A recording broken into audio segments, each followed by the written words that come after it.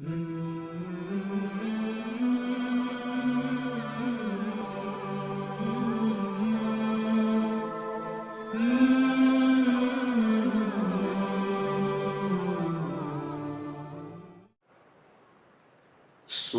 توبہ کے بارے میں ایک مفسر نے لکھا ہے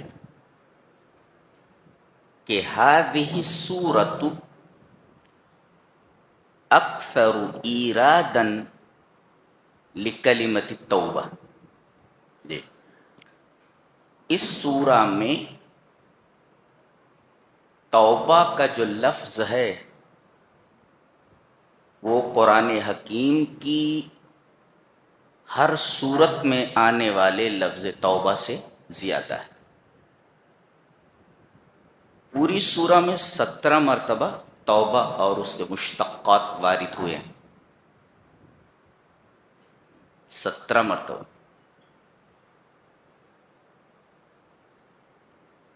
اتنا زیادہ توبہ کا لفظ کسی اور سورہ میں نہیں آیا. اور تذکرہ ہے کافروں کا، منافقوں کا اور کچھ خاص مومنین کا جن سے ایک خطا سرزد ہو گئی تھی. بتائیں تک گویا 17 مرتبہ توبہ کا لفظ لا کر کے یہ بتایا گیا کہ یہ جو منافقین ہیں جن کی صفات 55 بیان کی گئیں سورہ کریمہ، اور کافر یہ اگر توبہ کر لیں تو اللہ ان کی توبہ کو قبول کر لے گا. ریپیٹ کرتا ہوں، اس سورہ کریمہ میں جتنی بار توبہ کا کلمہ آیا ہے اتنا کسی اور سورہ میں نہیں آیا ہے. توبہ اور اس کے مشتقات اس سورہ کریمہ میں 17 بار آئے ہیں. ایک بات یہ ذہن نشین کریں، اور دوسری بات یہ ذہن نشین کریں کہ منافقین کی جو صفتیں ہیں کہ ان کے اندر کیا کیا عیوب ہیں اور ان کے اندر کون کون سی صفتیں پائی جا رہی ہیں، وہ 55 صفتیں بیان کی گئی. 55 صفتیں، 55 صفتیں بیان کی گئی. تو مومنین وہ جن سے کوئی خطا سرزد ہو گئی ہے، اور منافقین اور کافرین. 17 مرتبہ توبہ کا لفظ لا کر کے بتایا جا رہا ہے کہ اگر کافر اور منافق بھی توبہ کر لیں تو اللہ تبارک و تعالی ان کی توبہ قبول کر کے انہیں معاف کر دے گا. فَكَيْفَ لَا يَغْفِرُ اللَّهُ لِمَنْ تَابَ مِنَ الْمُؤْمِنِينَ الْعُصَاةِ. تو جب وہ توبہ کرنے پر مشرکوں کو اور کافروں کو معاف کر دیتا ہے تو گنہگار مومنوں کو اللہ کیوں معاف نہیں کرے گا اگر گنہگار مومنین توبہ کر لیں؟ ذہن میں جی.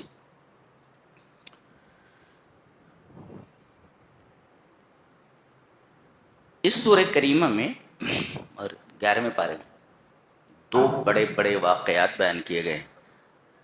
پہلا واقعہ ہے مسجد زرار کا. اس میں اجمالی طور پر اس واقعے کو بیان کیا گیا اور اس کی تفصیل احادیث میں اور سیرت کی کتابوں میں موجود ہے. واقعے کا پس منظر کیا ہے؟ پس منظر یہ ہے کہ مدینہ میں یہودیوں کے علاوہ 2 قبیلے رہتے تھے اور یہ 2 بھائیوں کی اولاد ہیں. اوس اور خزرج، یہ 2 بھائی تھے، مدینہ میں آ کر کے بس گئے تھے. قبیلے اوس اور قبیلے خزرج یہ 2 بھائیوں کی اولادیں ہیں، اور یہی آگے چل کر جب ایمان لائے تو انہی کو انصار کہا گیا. انصار یا تو قبیلے اوس کے ہیں یا قبیلے خزرج کے. تو قبیلے خزرج میں ایک شخص تھا ابو عامر راہب. یہ غسیل الملائکہ حضرت حنظلہ رضی اللہ تعالیٰ عنہ کا باپ ہے. یہ وہ صحابی ہیں جو میدان احد میں لڑنے کے لیے چلے گئے، جبکہ انہوں نے رات میں اپنی بیوی سے شباشی کی تھی اور غسل نہیں کر پائے تھے. ویسے ہی میدان جنگ میں چلے گئے تھے اور شہید ہوئے. جب ان کی لاش سامنے لائی گئی تو دیکھا گیا کہ ان کا پورا بدن بھیگا ہوا ہے. نبی کریم صلی اللہ علیہ وسلم کو وحی کے ذریعے معلوم ہوا کہ ان کو فرشتوں نے غسل دیا ہے. یہ حنظلہ رضی اللہ تعالیٰ عنہ جن کو غسیل الملائکہ کہا جاتا ہے کہ فرشتوں نے جن کو غسل دیا، یہ اس صحابی کا باپ ہے.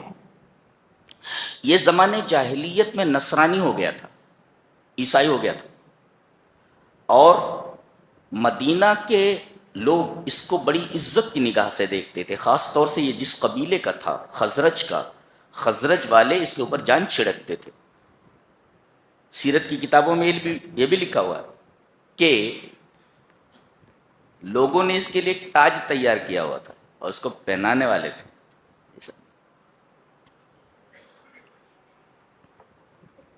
اسی وقت نبی کریم صلی اللہ علیہ وسلم کا عروج مسعود مدینہ میں ہوا. اب اس کو چھوڑ کر کے سارے لوگ نبی کریم صلی اللہ علیہ وسلم کے ارد گرد جمع ہو گئے. تو اس نے نبی کریم صلی اللہ علیہ وسلم کو روحانی میدان میں اپنا حریف سمجھا. یہ تو میرا مقابل یہاں آ گیا، سب لوگ مجھے چھوڑ کر کے اس کے ارد گرد جمع ہو گئے. تو اس نے اپنے دل میں بغض اور کینہ لے لیا اور نبی کریم صلی اللہ علیہ وسلم اور صحابہ کے خلاف طرح طرح کی سازشیں کرنے لگا. یہ وہی ہے جس نے جنگ بدر کے بعد قبائل قریش میں جا جا کر کے لوگوں کو جنگ کے اوپر ابھارا اور جنگ احد برپا ہوئی. دوسری جنگ جو ہوئی، جنگ احد، یہ اسی کے بھڑکانے کی وجہ سے ہوئی. اور یہ وہ شخص ہے جس نے میدان احد کے اندر ایک گڈھا کھودا تھا، جس گڈھے میں نبی کریم صلی اللہ علیہ وسلم گر پڑے تھے اور جس کی وجہ سے آپ کے دندان مبارک شہید ہو گئے تھے. یہ اتنا خبیث آدمی تھا.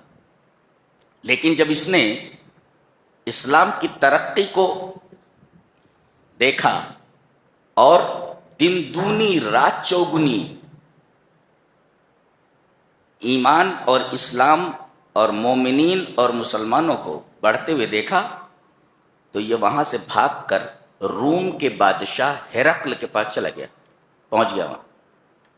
اور وہیں سے اس کے خیال کے جتنے لوگ مدینہ میں تھے منافقین، ان سے کہا کہ مسجد کے نام پر ایک ایسا اڈا بناؤ جہاں سے مسلمانوں کے خلاف پلاننگ کی جا سکے. یہ 12 لوگ تھے جنہوں نے مسجد زرار بنائی. مسجد زرار جو ہے کہاں بنائی گئی؟ تو بالکل مسجد قباء کے بازو میں، لی مجاوری مسجد قباء، مسجد قباء کے پاس ہی میں یہ مسجد بنائی گئی. اور عذر پیش کیا گیا تھا کہ کچھ بوڑھے لوگ ہیں جو مسجد قباء تک نہیں جا سکتے تو یہیں پڑھ لے. بڑا طرح طرح کے آزار ان کے پاس تھے، انہوں نے مسجد بنا لی. اس وقت نبی کریم صلی اللہ علیہ وسلم جنگ تبوک کے لیے روانہ ہو رہے تھے. ان لوگوں نے کہا کہ آپ مسجد میں تشریف لائیں، نماز پڑھ کر کے مسجد کا افتتاح کر دیں، ہم لوگ نماز شروع کر دیتے. نبی کریم صلی اللہ علیہ وسلم نے کہا کہ اس وقت میں مشغول ہوں، جنگ سے واپس آنے کے بعد میں اس مسجد میں نماز ادا کر دوں گا اور تم لوگ نماز شروع کر دینا. جب آپ جنگ سے واپس ہوئے، ابھی مقام ذی اوان نہیں میں تھے، ابھی مدینہ نہیں آئے تھے، جبرائیل نے آ کر کے خبر دے دی کہ اللہ کے رسول، وہ جو مسجد بنائی گئی ہے وہ مسجد تقوی کی بنیاد پر نہیں بنائی گئی ہے، بلکہ اس کی یہ صفتیں ہیں. نبی کریم صلی اللہ علیہ وسلم نے وہیں سے صحابہ کرام کو بھیجا کہ جا کر کے اس کے اندر آگ لگا دو، مسجد جلا دیجیے، منہدم کر دیجیے. یہ ہے مسجد زرار. اللہ تبارک و تعالی نے اس واقعے کو اس طرح بیان فرمایا ہے، والذین اتخذوا مسجدا ضرارا وکفرا وتفریقا بین المؤمنین وارصادا لمن حارب اللہ ورسولہ من قبل وَلَيَحْلِفُنَّ إِنْ أَرَدْنَا إِلَّا الْحُسْنَى وَاللَّهُ يَشْهَدُ إِنَّهُمْ لَكَاذِبُونَ. ان مسجد بنانے والوں کی نیت کے بارے میں اللہ نے فرمایا، یہ قسم کھا کر آپ سے کہیں گے کہ ہمارا ارادہ نیک ہے. وَلَيَحْلِفُنَّ إِنْ أَرَدْنَا إِلَّا الْحُسْنَى، ہمارا ارادہ اس مسجد کو بنانے کا نیک ہے، اچھا ہے. لیکن اللہ کیا کہتا ہے؟ وَاللَّهُ يَشْهَدُ إِنَّهُمْ لَكَاذِبُونَ، اللہ یہ گواہی دیتا ہے کہ یہ لوگ جھوٹے ہیں، ان کی نیتیں صحیح نہیں ہیں. یہ مسجد کس بنیاد پر بنائی گئی تھی؟ والذین اتخذوا مسجدا ضرارا، یہ مسجد ضرار ہے، ضرر پہنچانے والی، نقصان پہنچانے والی. کیا مطلب نقصان پہنچانے کا؟ مضارۃ مسجد قباء، مسجد قباء کو تکلیف پہنچانے کے لیے. مسجد قباء کو تکلیف پہنچانا بولے تو مسجد قباء کو تکلیف پہنچانے کا مطلب یہ ہوا کہ وہاں اگر 2 صف ہوتی ہے تو لوگ زیادہ ادھر آ جائیں گے، وہاں آدھی صف بھی نہیں ہوگی. دیکھو یہ ہے مسجد کے مصلیوں کو توڑ کر کے ناپاک نیت کے تحت کسی اور طرف کر لینا، یہ اس مسجد کو نقصان پہنچانے کے مرادف ہے. یہ ہے کہ جہاں 2 صف ہوتی ہے آدھی صف بھی نہیں ہوگی، تو یہ مسجد کو تکلیف پہنچانا ہے. کچھ لوگوں کو، کچھ مصلیان مسجد کو مسجد سے الگ کر کے کسی ایسی جگہ پر پہنچانا جہاں پر ایسے کام ہوتے ہیں جو خلاف کتاب اور سنت ہوتے ہیں. ایسی تمام مسجد زرار. جی ایک تو یہ ہے مسجد قباء کو تکلیف پہنچانا کہ اس کے نمازی گھٹ جائیں، یہ ایک. وہ کفرن، مسجد میں کیا چیز بیان کرنی چاہیے اور مسجد میں کس چیز کی تشریح کی جائے، کس چیز کو پھیلایا جائے، بتایا گیا ایمان. اور یہ مسجد ایمان پھیلانے کے لیے نہیں، اسلام پھیلانے کے لیے نہیں، بلکہ کفر پھیلانے کے لیے جو ایمان کا عین اپوزٹ ہے. مسجد ایمان پھیلانے کے لیے بنانی چاہیے، لوگوں کی ایمان کی اور توحید کی اصلاح کے لیے مسجد ہونی چاہیے. اور ایمان کا عین اپوزٹ کفر ہے، وہ مسجد کفر کی بنیاد پر بنائی گئی تھی. نمبر 3 وَتَفْرِيقًا بَيْنَ الْمُؤْمِنِينَ، مومنوں کے درمیان تفرقہ پیدا کرنے کے لیے کہ مسلمان بٹ جائیں اور ان کی وحدت ٹوٹ جائے. اشارہ اس بات کی طرف ہے کہ مسجدیں جن کی بنیاد تقوی کے اوپر ہو، یہ مسلمانوں کے درمیان اتحاد پیدا کرتی ہیں، اور اتحاد کی بڑی اہمیت ہے شریعت کی نگاہ میں. اتحاد کی بڑی اہمیت ہے شریعت کی نگاہ میں. وہ مسلمانوں کے درمیان تفریق نہیں چاہتا.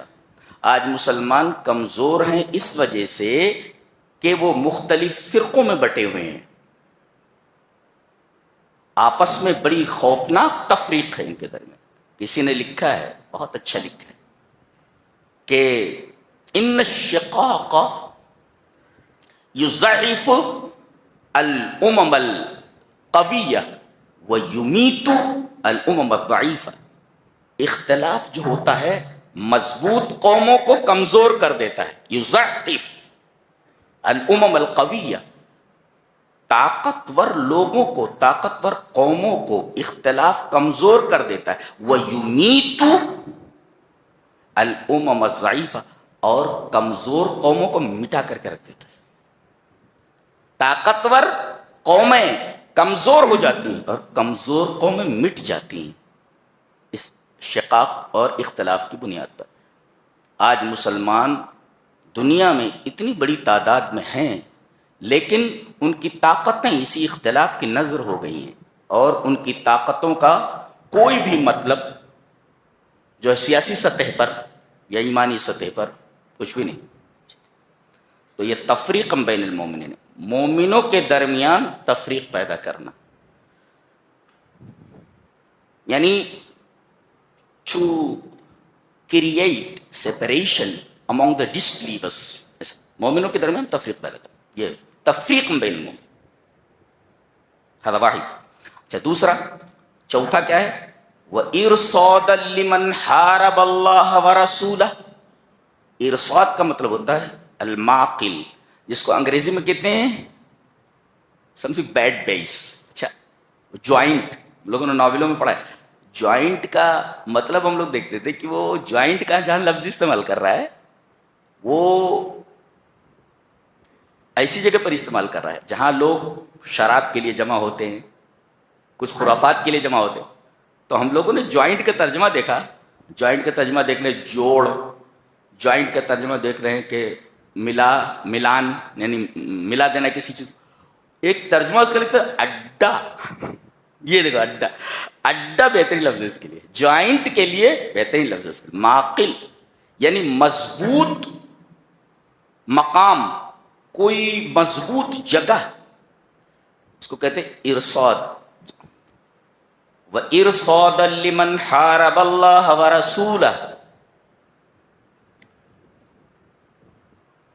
You can say a base for supporting those who wage war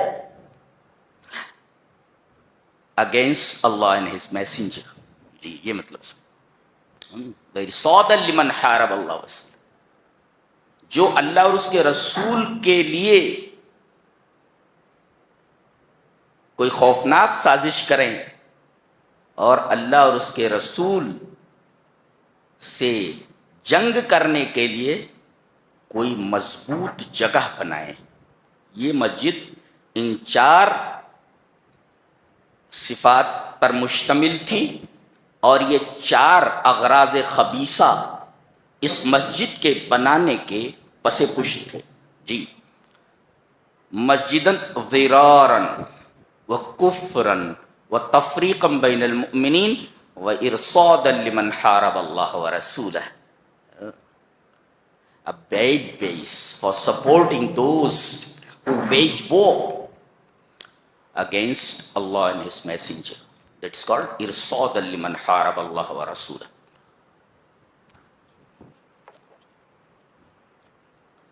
یہ مسجد گرا دی گئی، لہذا ان 4 صفتوں میں سے کوئی بھی صفت اگر کسی مسجد میں پائی جائے، مسجد ضرار ہے، اس مسجد میں نماز نہیں پڑھ سکتے۔ اس کے بعد دوسرا واقعہ بیان کیا جا رہا ہے، بہت پیارا ہے۔ جنگ تبوک میں نفیر عام ہوا، عام اعلان ہوا کہ جتنے بھی مسلمان ہیں لڑنے کے لیے سب اس لشکر میں شریک ہوں جو رومیوں سے لڑنے کے لیے جا رہا ہے، اور خود نبی کریم صلی اللہ علیہ وسلم اس کے کمانڈر ان چیف تھے۔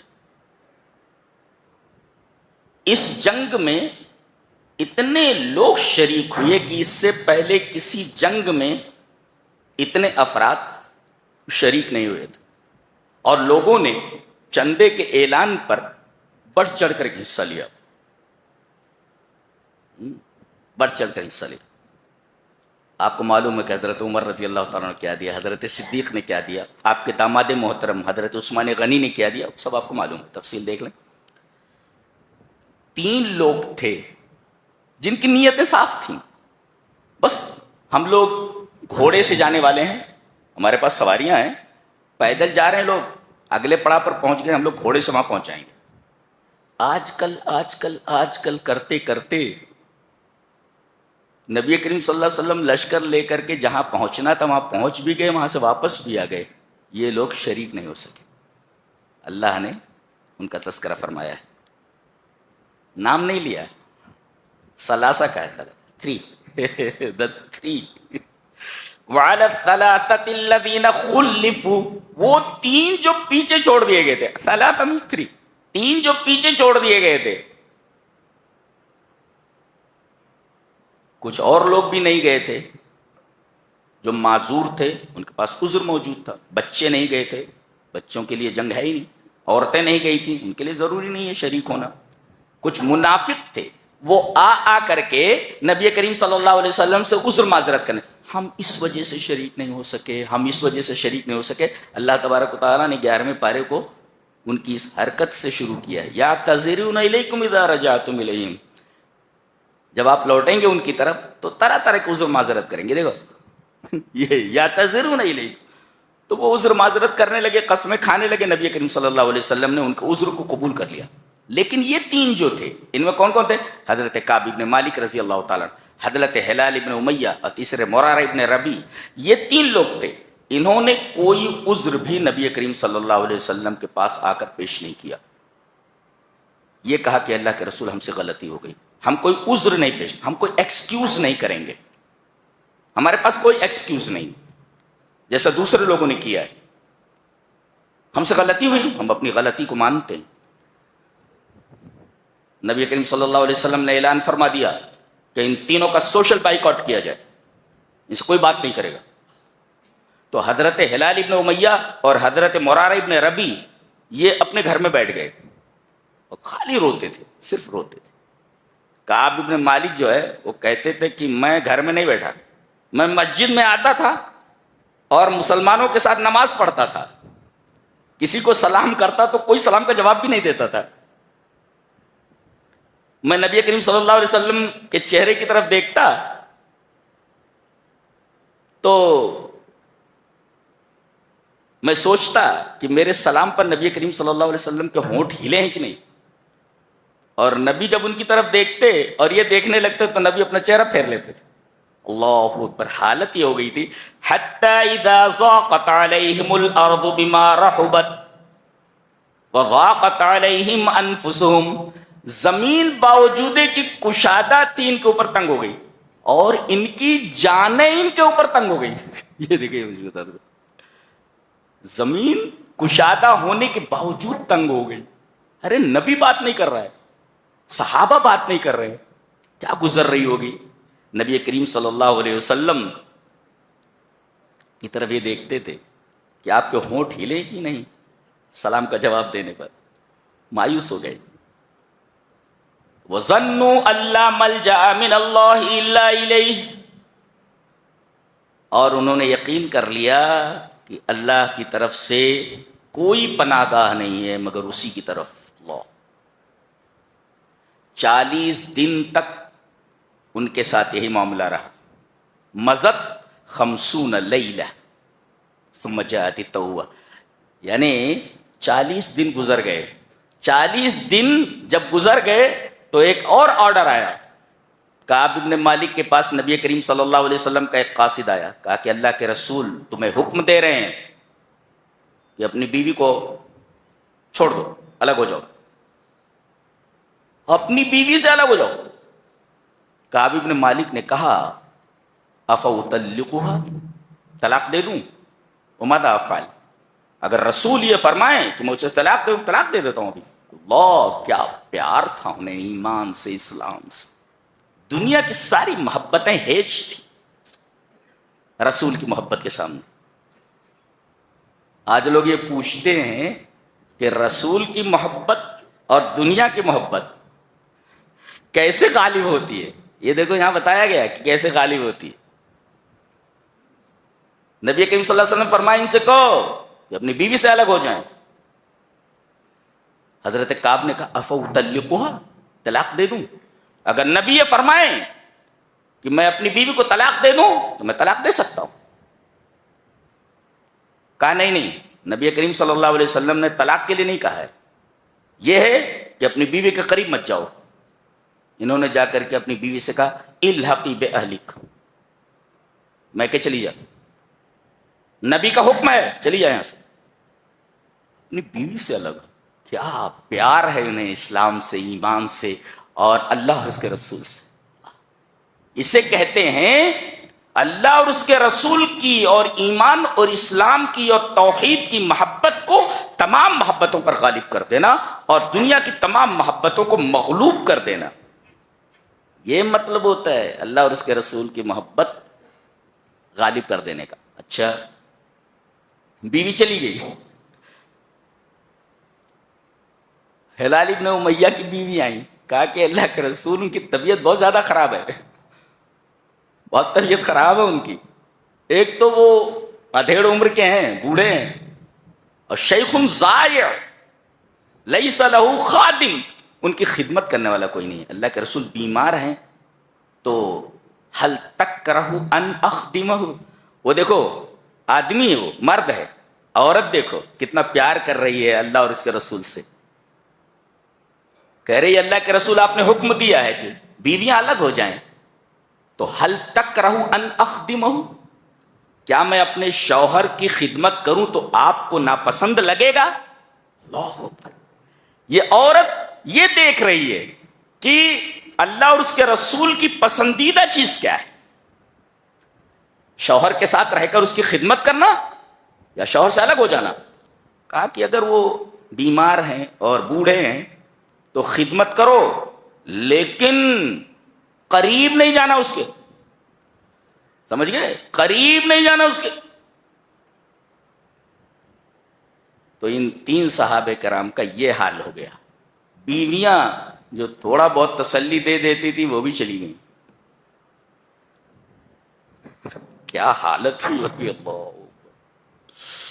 اللہ اللہ اللہ ارشاد فرما رہا ہے ان کی توبہ ایسی تھی، ثم تاب علیہم لیتوبوا ان اللہ هو التواب الرحیم، کیا بات ہے، 50 دن گزرے، 40 دن گزرے تو بیویوں کو الگ ہونے کے لیے کہہ دیا، 50 دن گزرے جاءت التوبہ، توبہ کی آیتیں اتر گئی۔ حضرت کعب ابن مالک کہتے ہیں میری خوشی کا ٹھکانہ نہیں تھا، میں جب مسجد میں آیا تو دیکھا نبی کریم صلی اللہ علیہ وسلم کا چہرہ مارے خوشی کا سرخ ہو رہا ہے، میں بڑے ادب سے بیٹھ گیا،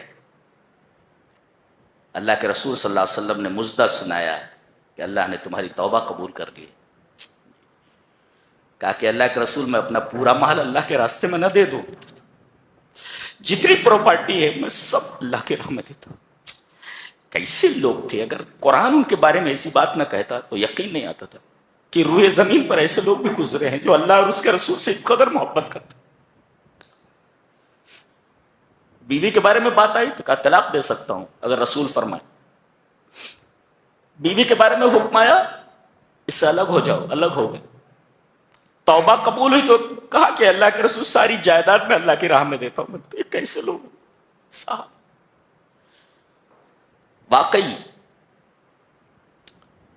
جہاں ہمیں اللہ اور اس کے رسول سے محبت کرنی ہے، صحابہ کرام نے سکھایا کہ اللہ اور اس کے رسول سے محبت کیسے کی جاتی ہے، انہوں نے سکھایا ہے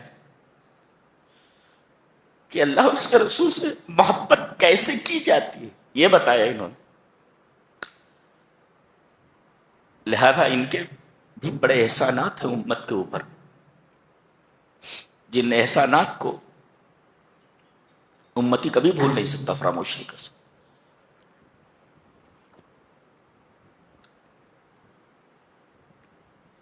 یہ ان تین لوگوں کا واقعہ ہے، اختصار کے ساتھ قرآن حکیم نے بیان کیا ہے، اور اس کی تفصیل احادیث میں ہے اور سیرت کی کتب میں۔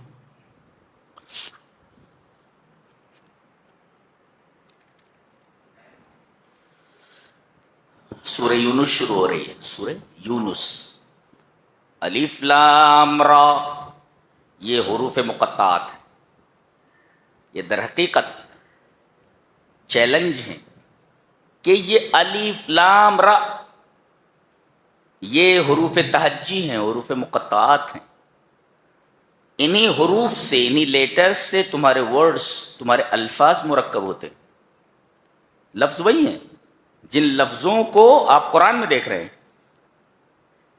جن حروف سے لفظ بنتے ہیں انہی حروف سے وہ لفظ بھی بنے ہیں جو قرآن میں ہیں۔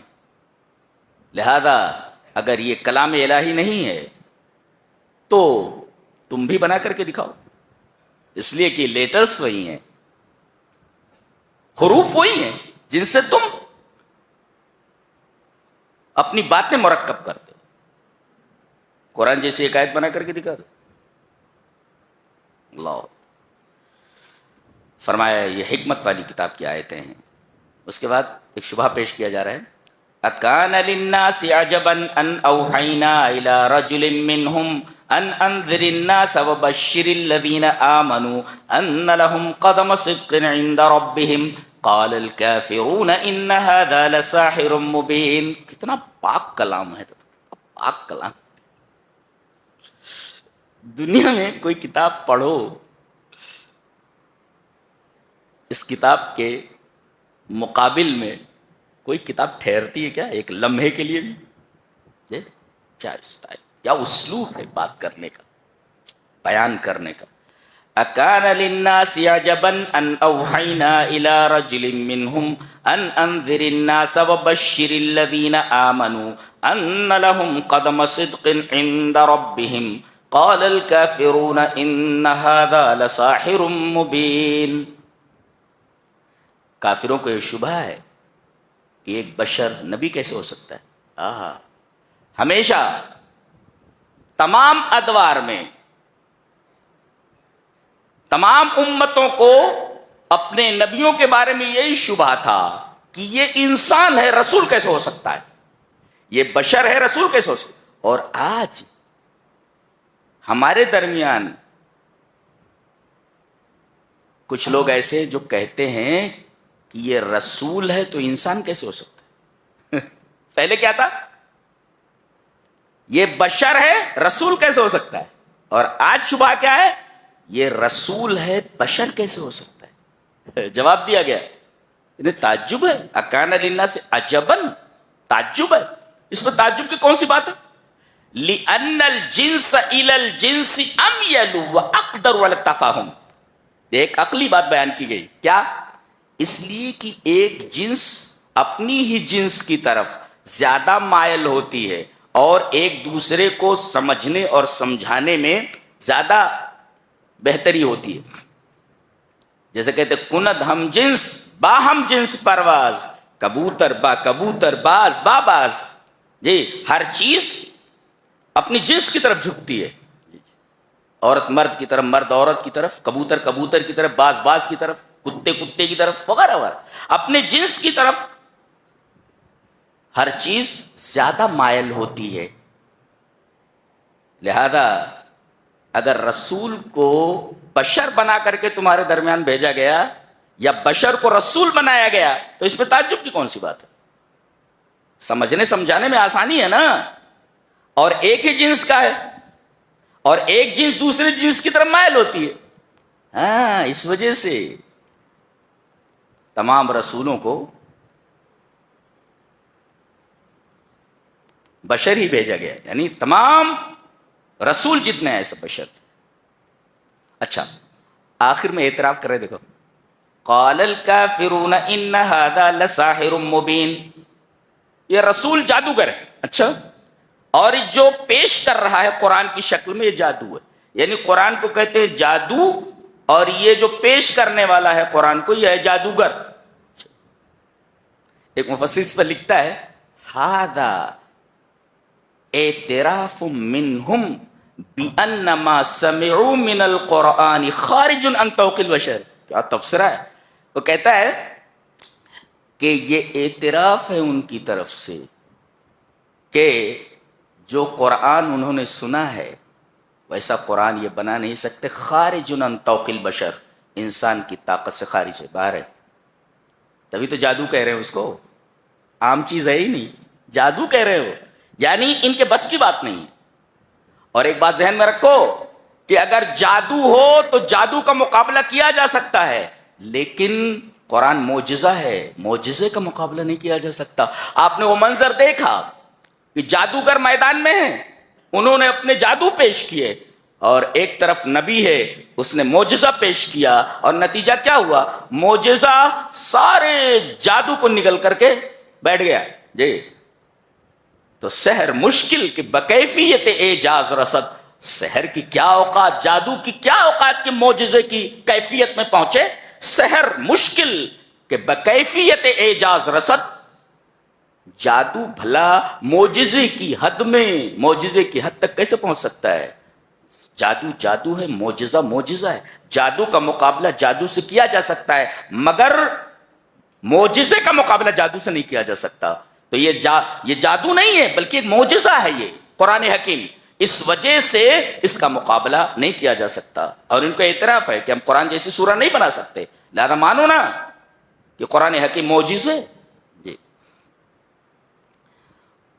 اس کے بعد اللہ تبارک تعالیٰ نے اپنی قدرت بیان فرمائی، ان ربکم اللہ الذی خلق السماوات والارض فی ستۃ ایام، اس پوری کائنات کو اللہ تبارک تعالیٰ نے 6 دن میں بنایا ہے، ودن 6 days، یعنی 6 دن میں اللہ تعالیٰ۔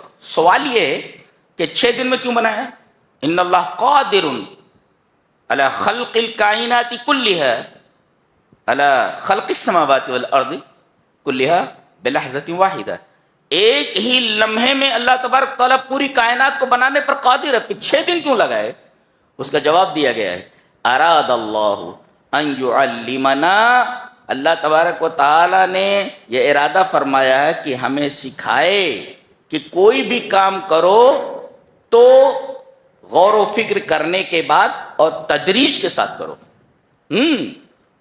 اگر جلدی سے بنا دیتا ایک لمحے میں تو کہتے تھے اتفاقاً بن گئی ہے، لیکن کہا جا رہا ہے کہ 6 دن میں ہم نے بنایا، تو پتہ یہ چلا کہ جو ذات قادر ہو کہ پوری کائنات کو ایک لمحے میں بنا سکتی ہو، اس نے 6 دن میں بنایا، اس کا مطلب اس کے بنانے میں کوئی حکمت ہے، اور آدمیوں کو یہ تعلیم دی گئی کہ وہ کوئی بھی کام کریں تو غور و فکر کے ساتھ کریں، جلد بازی نہ کریں۔ کوئی کہہ سکتا تھا اچانک پیدا ہو گئی ہے، ایک لمحے میں ہو گئی، تو اتفاق کا نتیجہ ہے، دس از اے کوئنسیڈنس، یہ اتفاق ہے۔ اور کہا جاتا ہے کہ کائنات میں کوئی چیز اتفاقی نہیں، ایوری تھنگ از پلانڈ، ہر چیز کسی حکمت کے تحت، پلان کے تحت، کوئنسیڈنس کوئی چیز نہیں، اتفاق کوئی چیز نہیں۔ اللہ تبارک و تعالیٰ نے ہمیں یہ تعلیم دی ہے کہ کوئی کام کریں تو سوچ سمجھ کر کریں اور تدریج کے ساتھ دھیرے دھیرے کریں، عجلت میں کوئی کام نہ کریں، یہ تعلیم دی گئی، ورنہ اللہ قادر ہے کہ وہ 6 دن کے اندر کیا ایک لمحے میں اسے بنا سکتا ہے۔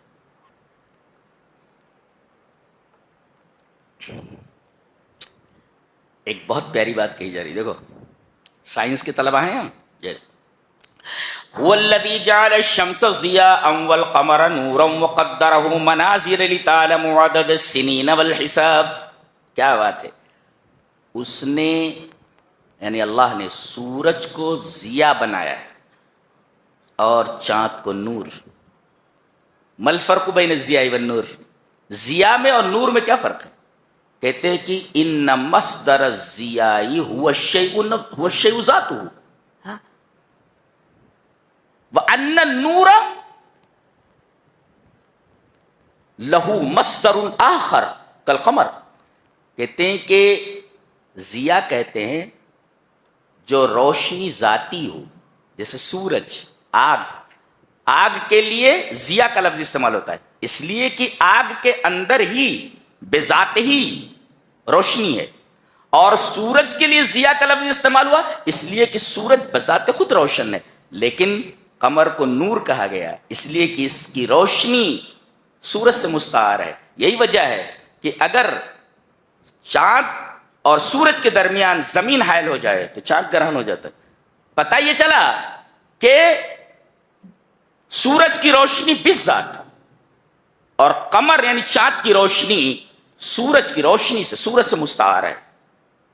اس کی سائنسی دلیل یہ ہے کہ اگر سورج اور چاند کے درمیان زمین حائل ہو جائے تو حیلولت ارض کے سبب، چونکہ سورج کی روشنی چاند تک نہیں پہنچ پاتی، لہذا چاند بے نور ہو جاتا ہے۔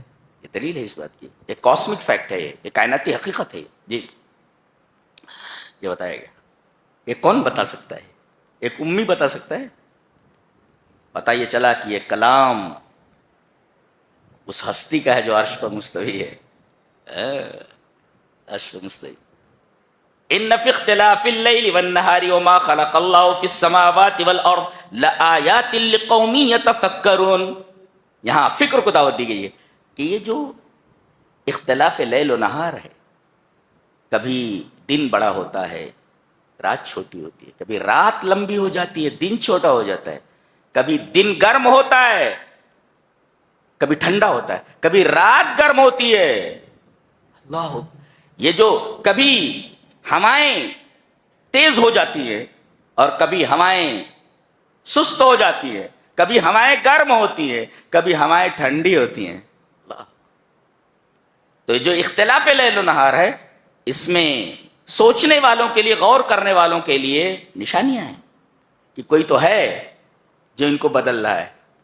ارے بھائی کوئی چیز، بھائی روٹی ایسے رکھی ہوئی ہے، اب روٹی ایسے رکھی ہوئی ہے تو پلٹ دی گئی، تو ایک غور و فکر کرنے والا کیا ایک سادہ سا آدمی بول سکتا ہے کہ بھائی روٹی ایسے رکھی ہوئی تھی اس کو پلٹ دیا، کیونکہ پلٹنے والا موجود ہے، مقلب موجود ہے، وہاں پلٹنے والا موجود ہے. لہذا یہ جو اختلاف لیل و نہار ہے، یہ دنوں کو لمبا کرنا، رات کو چھوٹا کرنا، رات کو بڑی کرنا، دن کو چھوٹا کرنا، یہ جو اختلاف لیل و نہار ہے، کوئی ہے جو یہ سب کر رہا ہے. اتفاق کے نتیجے میں سب کچھ نہیں ہو رہا ہے، یہ صرف ان لوگوں کے لیے ہے جو غور کرتے ہیں. لآیات لقوم یتقون، جو تقوی اختیار کرتے ہیں ان کے لیے. کہیں کہیں فکر کو اپیل کی گئی، کہیں کہیں تقوی کو اپیل کیا گیا.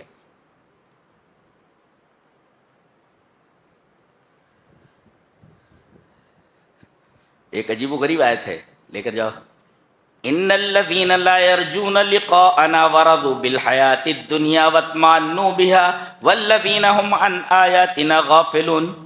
جو ہم سے ملنے کی امید نہیں رکھتے. آج آدمی دیکھو کن کن لوگوں سے ملنے کی امید لگائے ہوئے ہے. بیٹا باہر ہے اس سے ملنے کی امید لگائے ہوئے ہے، بیٹی سے ملنے کی امید لگائے ہوئے، بیوی سے ملنے کی امید لگائے ہوئے، رشتہ داروں سے ملنے کی امید لگائے ہوئے، سب سے ملنے کی امید لگائے ہوئے، ہم سے ملنے کی امید نہیں ہے. ان الذین لا یرجون لقاءنا، ہم سے ملنے کی امید نہیں رکھتے یہ. ورضوا بالحیات الدنیا، اور دنیاوی زندگی پر خوش ہو گئے ہیں.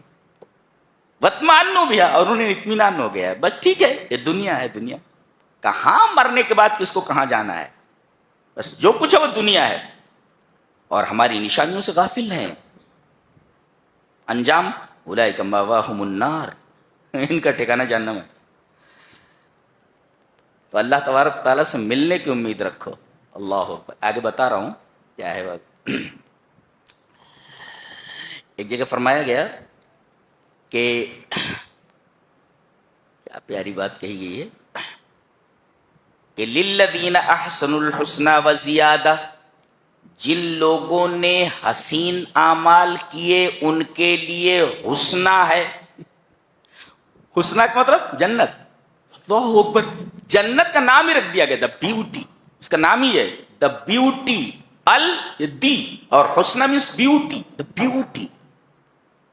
یعنی اس کے اندر جتنی چیزیں ہیں پوری کی پوری بیوٹیس مینر میں ہے، ایک دم پوری بیوٹیس ہیں، سب پوری بیوٹیفل.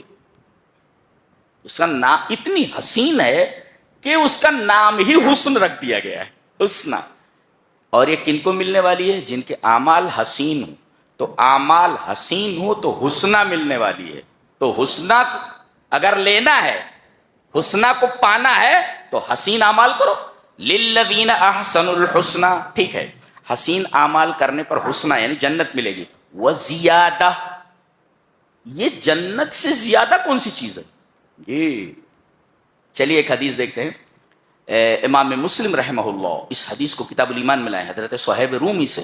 وعن صہیب رضی اللہ تعالی عنہ ان رسول اللہ صلی اللہ علیہ وسلم قال اذا دخل اہل الجنة الجنة قال يقول اللہ تبارک و تعالی تريدون شيئا نزيدكم يقولون فيقولون الم تبيض وجوهنا وتدخلنا الجنة وتنجنا من النار قال فيكشف الحجاب فما اوتوا شيئا احب الى النظر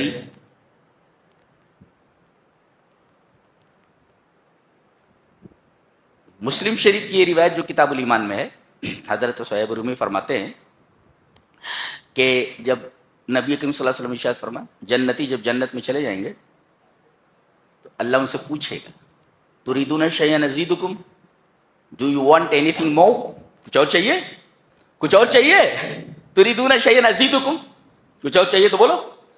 تو وہ کہیں گے اے اللہ کیا تو نے ہمارے چہرے سفید نہیں کیے؟ چہرہ سفید ہو جاتا.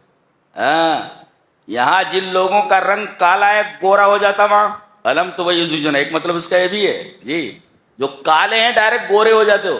علم تو بیز وجوہنا، کیا تو نے ہمارے چہرے روشن نہیں کیے؟ اور ویسے بھی کالا آدمی ہو لیکن چہرے کے اوپر ایمان کی روشنی ہو تو کسی بھی گورے آدمی سے اچھا ہے جی. تو علم تبیض وجوہنا، کیا ہمارے چہرے تو نے سفید نہیں کیے، روشن نہیں کیے، اور ہم کو جنت میں داخل نہیں کیا اور ہم کو جہنم سے نہیں بچایا؟ اللہ فرمائے گا ہاں وہ تو سب میں نے کیا لیکن ایک چیز رہ گئی ہے، دیکھنا چاہو گے؟ قال فیکشف الحجاب، اللہ تبارک و تعالیٰ پردہ ہٹا دے گا اسے،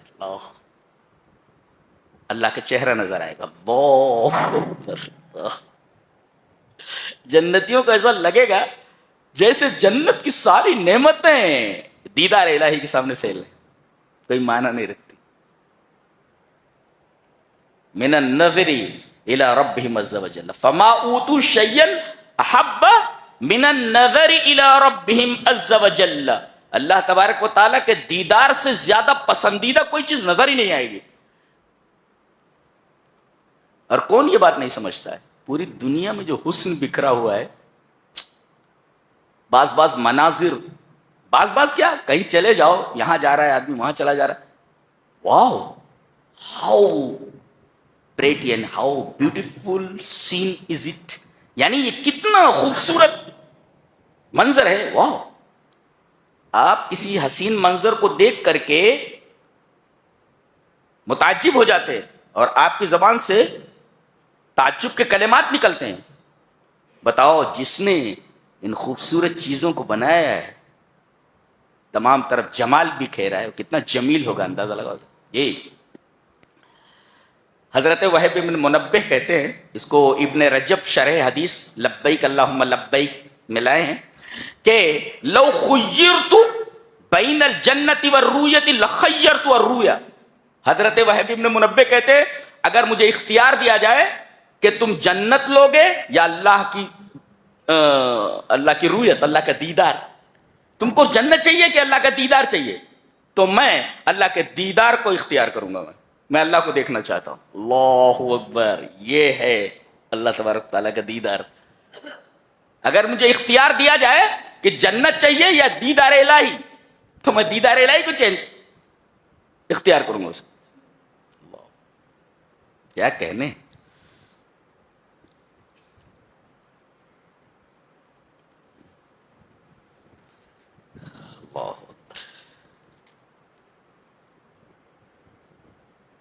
اس بات کو ذہن نشین کر لو. اچھا ایک نقطہ اور ذہن میں رکھو، اس پوری سورہ کے اندر، سورہ یونس میں لفظ حق بار بار آیا ہے، تقریباً 23 مرتبہ ہے، 23 ٹائمز آیا ہے لفظ حق. لفظ حق اس سورہ کریمہ میں 23 بار آیا ہے، اور لفظ قل آپ کہہ دیجئے یہ 24 بار آیا ہے. دو باتیں معلوم ہوئی. ایک بات تو یہ معلوم ہوئی کہ بِأَنَّ اللَّهَ هُوَ الْحَقِّ، اللہ ہی حق، وَأَنَّ الْوَحْيَ حَقٌّ، وہی حق جی، وَأَنَّ كُلَّ مَا سِوَاهُ بَاطِلٌ، اللہ ہی حق ہے اور اس کی وحی حق ہے. ایک بات تو یہ معلوم ہوئی. اور دوسری بات یہ معلوم ہوئی آپ سے کہا جا رہا آپ کہیے، مطلب یہ کہ اس حق کو آپ کھل کر بیان کر دیجئے اور کوئی لاگ لپیٹ مت رکھیے، کھل کر بیان کر دیجئے. ایک تو یہ حق ہے یعنی قرآن، رسول، وحی، اللہ کی الوہیت، سب حق ہے. اس وجہ سے حق کو 23 بار لایا گیا، اور یہ کہا گیا آپ کہیے، اس کا مطلب یہ اس حق کو آپ علانیہ بیان کیجیے، بغیر کسی خوف کے، بغیر کسی لاگ لپیٹ۔ تو 23 مرتبہ حق آیا، 24 مرتبہ قل آیا ہے، سے یہ آپ بولیے، جی آپ بولیے۔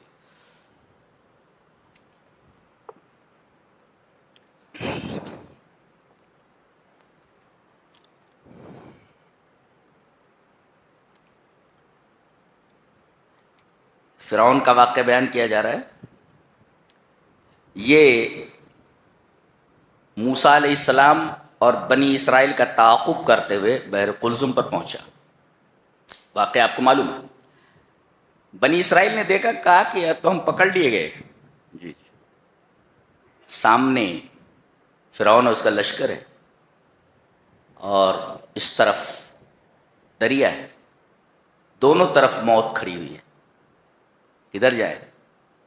اللہ تبارک و تعالیٰ نے اس دریا میں راستہ دے دیا۔ حضرت موسیٰ علیہ السلام اپنے ساتھیوں کو لے کر کے دریا میں بنے ہوئے اس راستے سے نکل کر اس پار چلے گئے، اور فرعون اپنے لشکر کے ساتھ جب اس راستے پر آیا تو پانی جو پہاڑ کی طرح کھڑا ہوا تھا آپس میں مل گیا۔ تو وہی راستہ نیک لوگوں کے لیے رحمت بن گیا، اور وہی راستہ برے لوگوں کے لیے زحمت بن گیا ہے۔ دیکھیے، گویا کہ اللہ تبارک و تعالی ایک ہی چیز کو رحمت بھی بنا سکتا ہے اور زحمت بھی بنا سکتا ہے۔ جی ایک بات یہ جب ڈوب گیا، اللہ نے ارشاد فرمایا فَالْيَوْمَ نُنَجِّيكَ بِبَدَنِكَ لِتَكُونَ لِمَنْ خَلْفَكَ آیَةً، آج ہم تیرے بدن کو، تجھ کو تیرے بدن کے ساتھ نکال دیں گے، ہٹا دیں گے، نجات دے دیں گے۔ کیا مطلب ہے اس کا؟ مطلب یہ ہے کہ بنی اسرائیل کو یقین ہی نہیں ہو رہا تھا کہ فرعون مر گیا۔ ہاں، ان کے دلوں میں اتنی دہشت بیٹھی ہوئی تھی اس ظالم کی کہ اس کے ڈوب کر مرنے کے بعد بھی بنی اسرائیل کو یقین نہیں ہو رہا تھا کہ فرعون مر گیا۔ اللہ تبارک و تعالیٰ نے پانی کو حکم دیا، پانی نے اسے اٹھا کر کے ساحل کے اوپر پھینک دیا، اور لوگوں نے علامات کے ذریعے جانا کہ سچ مچ یہ فرعون ہے۔ جی آیت کریمہ اس طرح ہے فَالْيَوْمَ نُنَجِّيكَ بِبَدَنِكَ، آج ہم نجات دے دیں گے تجھ کو تیرے بدن کے ساتھ۔ بدن مثل لاش، بدن الجسد لا روح فی، جس کے اندر روح نہ ہو، تیرے بدن کے ساتھ ہم تجھے باہر نکال دیں گے۔ کیوں؟ لِتَكُونَ لِمَنْ خَلْفَكَ آیَةً، تاکہ یہ لوگ مطمئن ہو جائیں، بنی اسرائیل، کہ تو مر گیا ہے، اور ان کے بعد آنے والے جتنے لوگ ہیں وہ سب لوگ عبرت حاصل کریں۔ انہیں عبرت حاصل کرنا چاہیے کہ زمین میں فساد پھیلانے اور ظلم کرنے کا انجام کیا ہوتا ہے۔ اللہ، ایک نکتہ اور بھی ہے اس سورہ کریمہ میں، وہ لے کر کے جاؤ، ذہن میں بٹھاؤ۔ پوری سورہ کریمہ میں آپ دیکھیں گے کہ حکم یہ ہے کہ ایمان کی طرف دعوت دی جائے، ایمان کی طرف دعوت دی جائے، ایمان کی طرف دعوت دینے کی بات کہی گئی ہے پوری سورہ میں۔ اور اس کے بعد خلائف کا ذکر کیا گیا ہے۔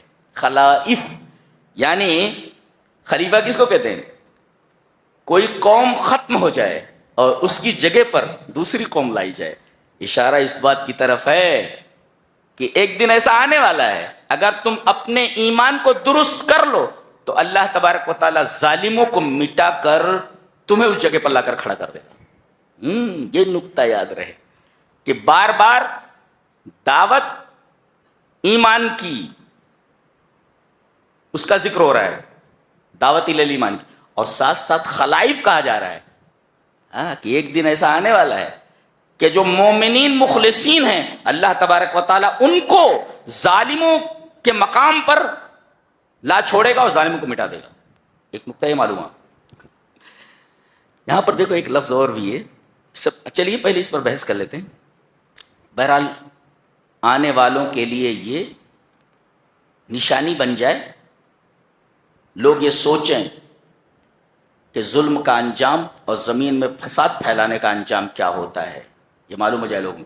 سوال یہ ہے کہ یہ جو لاش موجود ہے قاہرہ کے میوزیم میں، کیریو کے میوزیم میں، اور کہا جاتا ہے کہ یہ فرعون کی لاش ہے جو ممیفائڈ نہیں ہے، وداؤٹ ممیفیکیشن، بغیر ممیفائنگ کے کہتے ہیں کہ وہ ایسے ہی ہے۔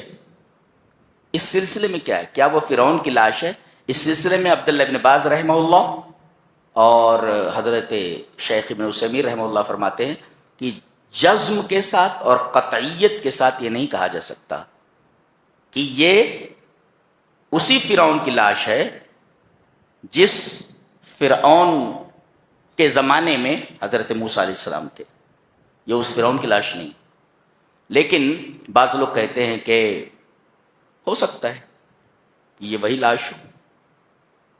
ابن باز نے اور شیخ ابن عثیمین نے اتنا ہی کہا ہے کہ قطعیت اور جزم کے ساتھ نہیں کہا جا سکتا یہ وہی لاش ہے۔ اس میں پروفیسر عبد المومن کی ایک کتاب ہے، لڑکے اگر پڑھنا چاہیں تو اردو میں دیکھ لیں ڈاؤن لوڈ کر کے، پروفیسر عبد المومن کی کتاب ہے، چھوٹی سی کتاب ہے، قصہ فرعون و موسیٰ، ان کی ایک تحقیق ہے، آپ وہ تحقیق دیکھ لیں۔ وہ اس بات کے قائل ہیں کہ ہے فرعون کی لاش وہی ہے۔ تو یہ فرعون کا واقعہ اور اس کے ڈوبنے کا واقعہ ہے۔ یہاں دیکھیے ایک لفظ اور بھی مقرر آیا ہے، الآن۔ الآن من کا مطلب ناؤ، ناؤ۔ اس کے اوپر ایک مفسر لکھتا ہے کہ یہ جو الآن کہا گیا ہے، آن، لمحہ، یہ الفصل بین زمانین، دو زمانوں کے درمیان فصل کرتا ہے۔ یہ دیکھو یہ لمحہ ہے، یہ سیکنڈ ہے، یہ سیکنڈ ہے۔ اچھا، یہ سیکنڈ جو ہے یہ جدا کرتا ہے اپنے پہلے والے لمحات کو اور بعد والے لمحات کو۔ جی، جو گزر گیا معدوم ہے، نتھنگ ہے، اور جو آنے والا ہے، جو ابھی آیا نہیں، وہ بھی معدوم ہے، اور جو آپ کو وقت ملا ہے یا اقل من کر طرف، پلک جھپکنے کے برابر تمہیں وقت ملا ہے، تو فمن اضل ممن یبیع باقیا خالدا بمدت ہی اقل من کر طرف، تو کون ایسا گمراہ ہو سکتا ہے جو ایک لمحے کے لیے، ایک لمحے کی خاطر، ایک لمحے کی مدت کے لیے باقی کو چھوڑ کر جو ہے ہمیشہ رہنے والی زندگی ہے اس کو اس لمحے کے لیے قربان کر دے۔ کتنا پاگل آدمی، نہیں سمجھا؟ فلسفیانہ بات کی۔ آن کا مطلب ہوتا ہے یہ اب، ناؤ، ناؤ۔ تو ناؤ کا مطلب یہ ہوا الفصل بین زمانین، دو زمانوں کے درمیان فصل۔ جی، یہ ہے، یہ فصل ہے، یہ آن ہے، یہ آن، اب جو ابھی ہے، اور اس سے پہلے جو کچھ ہے یہ گزر چکا مزہ، اور اس کے بعد جو ہے لم آتی، ابھی آیا نہیں، تو جو گزر گیا وہ بھی نتھنگ، معدوم ہے، اور اس کے بعد جو ابھی آیا نہیں وہ بھی معدوم ہے، وہ بھی معدوم ہی ہے۔ تو اب یہ جو بیچ میں ہے دو زمانوں کے، اتنا ہے جتنا کہ پلک جھپکنے کا لمحہ ہوتا ہے۔ اب اتنی معمولی مدت کے لیے کوئی آدمی اپنی ابدی زندگی کو خراب کر دے، اس سے زیادہ پاگل اور اس سے زیادہ بے وقوف کون ہو سکتا ہے؟ اللہ کیا بات کی، سبحان اللہ و بحمدہ، کیا کلام ہے، کیا گفتگو ہے، کتنی باریک بات کہی گئی، سبحان اللہ و بحمدہ، سبحان اللہ، فسبحان من ھذا کلامہ۔ اس کے بعد حضرت یونس علیہ السلام کا واقعہ بیان کیا گیا ہے۔ یہ عجیب بات ہے کہ کوئی عذاب کو دیکھ لے تو پھر اس وقت اگر توبہ کرتا ہے تو توبہ قبول نہیں ہوتی، یہ قاعدہ ہے۔ لیکن یہاں دیکھا جا رہا ہے کہ حضرت یونس علیہ السلام اپنی قوم کو چھوڑ کر کے چلے گئے اور یہ کہہ دیا کہ تم نے میری بات نہیں مانی ہے، اللہ کا عذاب تمہارے اوپر آنے ہی والا ہے۔ چلے گئے، قوم نے کہا رے جو ہوتا دیکھ لیں گے، ایسے ہی بول رہا ہوگا، چلا گیا۔ اللہ تبارک و تعالیٰ کا عذاب آیا، کہتے چاروں طرف کالی بدلیاں، اور ان بدلیوں میں سے دھواں نکل رہا ہے، اور اس کالی بدلیوں نے پورے گاؤں کو گھیر لیا. کالی بدلیاں آئیں اور جن بدلیوں سے دھواں نکل رہا تھا، اور ان بدلیوں نے قوم یونس کی پوری بستی کو گھیر لیا. ڈر گئے، فوراً انہوں نے ٹاٹ وغیرہ پہن لیے اور بچوں کو لیا، عورتوں کو لیا، بوڑھوں کو لیا، اور ایک میدان میں جمع ہو کر کے زار و قطار رونے لگے. سب ایمان والے، پوری بستی کو لوگ ایمان لے آئے. وہی کہا اللہ فرماتا ہے کہ کوئی بستی ایسی کیوں نہیں ہوئی جس کا ایمان نفع دیتا سوائے یونس کی قوم کے. جی اب سوال یہ ہے کہ عذاب دیکھ لینے کے بعد عذاب ہٹ گیا ان کے ایمان لانے پر؟ کیا ہوا کیا تھا؟ تو اس میں اختلاف ہے. بعض لوگ کہتے ہیں کہ معاینت العذاب نہیں ہوا تھا، عذاب کو نہیں دیکھا تھا انہوں نے، بلکہ علامت العذاب کو دیکھا تھا. ایک ہے عذاب کو دیکھ لینا اور ایک ہے عذاب کی علامتوں کو دیکھ لینا. تو بعض لوگ یہ کہتے ہیں کہ ایمان جو ہوتا ہے، ان الایمان لا ينفع عند حلول العذاب، عذاب آ جانے کے بعد، عذاب آ گیا اب ایمان نفع نہیں دیتا. اس کو ایمان استقرار کہتے ہیں، ایمان باس کہتے ہیں.